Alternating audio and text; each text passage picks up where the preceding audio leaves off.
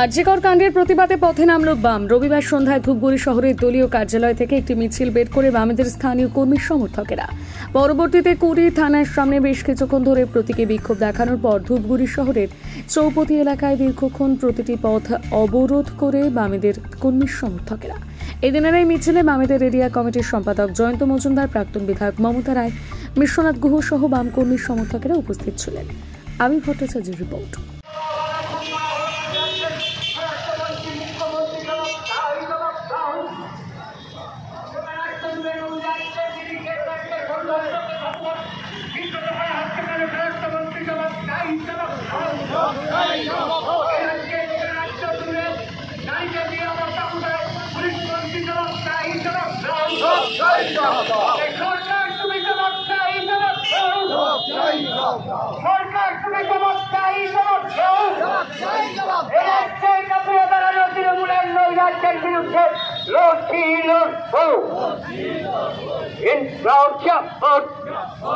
আমার রাজ্যের মুখ্যমন্ত্রী আর তার সহযোগী পুলিশ কমিশনার পীযূষ গোয়েল ঘটনা ঘটবার সাথে সাথে বলে দিল এটা আত্মহত্যার ঘটনা।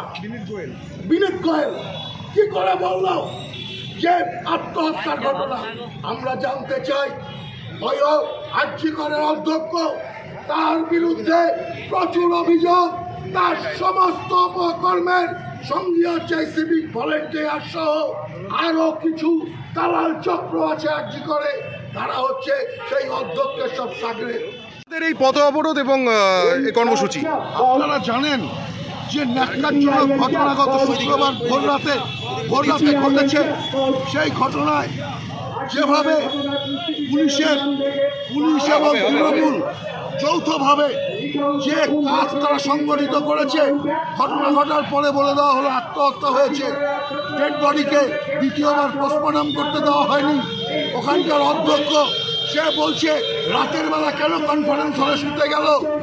এই সমস্ত প্রশ্ন তুলে গোটা ঘটনাকে জট পাঠিয়ে দেওয়ার চেষ্টা হচ্ছে।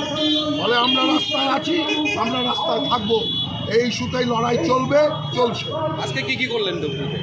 আজকে আমরা থানার গেটে বিক্ষোভ সংগঠিত করেছি।